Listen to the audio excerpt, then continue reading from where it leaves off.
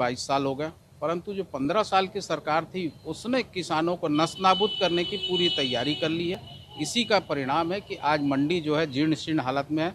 छत्तीसगढ़ में 235 मंडी में से मात्र अभी 7 मंडी चालू है और इसके लिए प्रमुख रूप से जिम्मेदार है बनिया मारवाड़ी जैन पार्टी, जो बीजेपी भारतीय जनता पार्टी है, वो जिम्मेदार है यहाँ के किसानों को बर्बाद करने का। और यहाँ के किसान के जो प्रमुख बाजार था उसको बंद करवा दिए हैं इन लोग।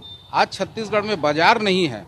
इसके लिए निश्चित तौर पे बीजेपी के लोग और बीजेपी समर्थित लोग, व्यापारी लोग जिम्मेदार हैं कि हमें किसानों को अभी भी लागत मूल्य नहीं मिल रहा है। किसान मजबूरी में खेती कर रहे हैं और उनको तो अगर देखा जाए तो 1971 में गेहूं का मूल्य 800 रुपये था और आज 1600 रुपये है। तो 50 साल में हमारा मूल्य जो है मात्र डबल हुआ है। 15 क्विंटल प्रति एकड़ खरीदते हैं, पर फसल होता है 35 क्विंटल 40 क्विंटल, तो बाकी कहाँ बेचेंगे। पूरे छत्तीसगढ़ में कृषि उपज मंडी बंद है और व्यापारी उसी से लूट कर रहे हैं। तो मांग है कि 12 महीना समर्थन मूल्य में किसानों का फसल खरीदा जाए, कृषि उपज मंडियों में चुनाव हो और चुने हुए बॉडी बैठे और कृषि उपज मंडी सक्रिय हो, ताकि किसानों को न्याय मिले, उनके फसल को सही कीमत मिले। राज्य सरकार से निवेदन करेंगे कि कृषि उपज मंडियों को पूर्व की तरह सक्रिय किया जाए। राज्य बनने के पहले आज तो पूरे छत्तीसगढ़ के सभी कृषि उपज मंडी बंद है और केंद्र सरकार और प्रधानमंत्री बोलते हैं सभी मंडी चालू है।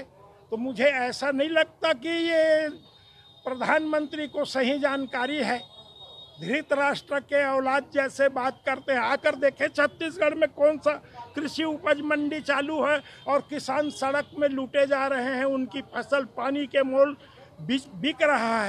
किसानों को बरगलाने का काम कर रही है और उसी तर्ज पर यहां पर भी बयान दिए जा रहे हैं कि कृषि कानून के अंतर्गत मंडियां बंद हो रही हैं। यदि थोड़े भी पढ़े लिखे कांग्रेस के नेता हैं तो उस कृषि कानून का अध्ययन कर लें, सामने बैठकर अध्ययन कर लें, और यदि पढ़े लिखे नहीं हैं तो ट्विटर के माध्यम से उनको समझा दिया जाएगा कि उन कानूनों में ये प्रावधान नहीं है कि मंडियां बंद होंगी। दूसरी ओर कांग्रेस की सरकार जो अपने को किसानों का हमदर्द कहती है, आज किसानोन की स्थिति क्या है? ऊपर वाले की कृपा है कि पानी गिर गया, वरना सूखे से किसान परेशान है। खाद, बिजली, यूरिया के नाम पर जांच में सब चीजें सामने आ रही हैं कि कालाबाजारी चल रही है। 200-250 रुपए का यूरिया 600 रुपए मिल रहा है। अर्थात भूपेश बघेल के शासन में चोरी नहीं, डकैती हो रही है। और ये इनकी जो मंडी है, जो छत्तीसगढ़ की मंडियां हैं, वो मंडियां लगभग 80% जो मंडियां हैं वो बंद हो गई हैं। उस पर किसी प्रकार का कोई काम नहीं हो रहा है। अर्थात अपने घर को ठीक नहीं कर पा रहे हैं, लेकिन दूसरों को बरगला कर केंद्र के ऊपर में उंगली खड़ा करने का काम कर रहे हैं। तो मुझे लगता है ये कांग्रेस की हमेशा से पॉलिसी रही है और गलत नीतियों के कारण ही आज कांग्रेस की स्थिति लगभग समाप्त प्राय देश के अंदर में हो गई है और आने वाले चुनाव के अंदर में यही स्थिति छत्तीसगढ़ प्रदेश में होने वाली है। देखिए, यहाँ ऐसी स्थिति नहीं है।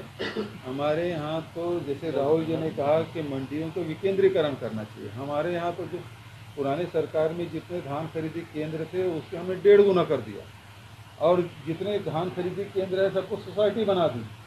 तो और मंडी के और हम लोगों ने लगातार उसमें व्यवस्था की है, लेकिन भारत सरकार ने जो अभी 3 काले कानून लाए हैं उसके कारण से निश्चित रूप से प्रभाव मंडियों पे पड़ेगा।